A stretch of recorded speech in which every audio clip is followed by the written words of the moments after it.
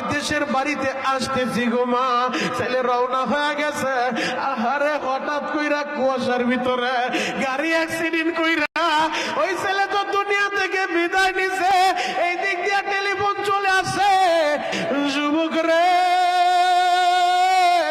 সন্তান জানার লাইগা বাবাই চইলা গেছে, সন্তানের লাশটা নিয়ে বাবাই আসতেছে। এই দিক দিয়ে মা মনে করছে আমার ছেলে বিদেশের বাড়ি থেকে আসতেছে। যেই ছেলে আসার কথা বেলা 1টার সময়, সন্ধ্যা হয়ে যায়, রাত 10টা বাজা যায়, এখনো দিন ছেলে আমার বাড়িতে আসে না। পরদিন সকাল হয়ে গেল, হঠাৎ কইরা বাড়ির কাছে গাড়ির শব্দ যখন শুনতে পায়, মায় ডাক দিয়ে বলে আমার মেয়েরা তাড়াতাড়ি বিছানার চাদরটা পাল্টা, বালিশের কাবার গুলা পাল্টা, তোর ভাই বাড়িতে চইলাইছে, নতুন বিছানার চাদরটা বিছা দে, নতুন বালিশের কভারটা লাগা দে, তোর ভাই বাড়িতে চইলাইছে। হঠাৎ করে মা শুনতেছে অ্যাম্বুলেন্সের শব্দ শোনা যায়। মা দুঃখিনী বলে কার কপালটা আবার পুইরা গেল, কার বাড়িতে আবার অ্যাম্বুলেন্সের আওয়াজ যায়। হঠাৎ করে দেখে অ্যাম্বুলেন্সটা আস্তে আস্তে নিজের বাড়ির গেটের সামনে লাইগা গেছে। মা একটা দৌড় দিয়া অ্যাম্বুলেন্সের সামনে গেছে, আহারে ওই প্রবাসী ছেলের বাবা একটা লাফ দিয়া গাড়ি থেকে নেই, মা ওই প্রবাসীর মায়ের জোরে ধরছে, নে তোর ছেলেরে আমি নিয়ে আইছি, ছেলেরে রিসিভ কর।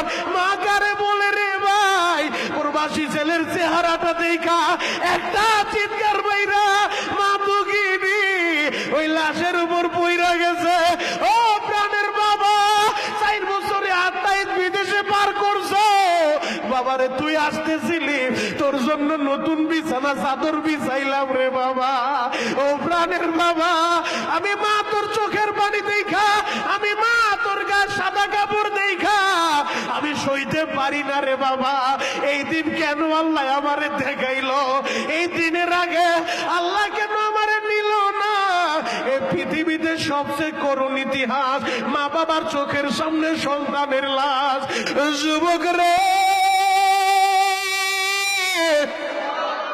যেই বাবা এত কষ্ট কইরা তোমারে লেখাপড়া করাইল, আজকে টাকার মুখ দেখা এখন বাবারে চিনো না।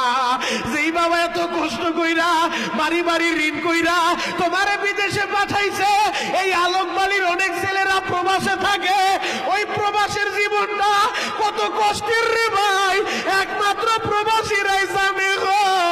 গতকালকেও মাগুরার এক প্রবাসী দুবাইতে থাকে, ওই ছেলেটা আমারে ফোন দিয়া কান দেয়ার বলে, হুজুর আমাদের রুমমেট যারা আছে আমরা সবাই আপনার বয়ান শুনে চোখের পানি জড়াইছি। হুজুর এই প্রবাসের জীবনটা এত কষ্টের, আমার পরিবাররা বুঝতে চায় না, হুজুর একটু দোয়া কইরেন। যুবক রে, আমি শরীয়তপুরে প্রবাসীদের জন্য বেশি দোয়া করি। কেন দোয়া করি জানো? এদের কষ্ট আমি আমার চোখে দেখে আসছি রে ভাই। ও আমার যুবক বন্ধুরা, বাবাই বিদেশের বাড়িতে থাকে, তুমি তো মনে করো আমার বাবা একটা টাকার মেশিন, আমার বাবার কাছে যা চাই তাই পাওয়া যায়। পর্দার হলে আমার বোনদেরকে বলবো, আমার মায়েদেরকে বলবো, যাদের স্বামী প্রবাসে থাকে ওই স্বামীর টাকার জন্য প্রেসার দিয়েন না, দিন না। ও আমার যুবক ভাইরা, তোমার বাবারে টাকার লাইগা প্রেসার দিও না। প্রবাস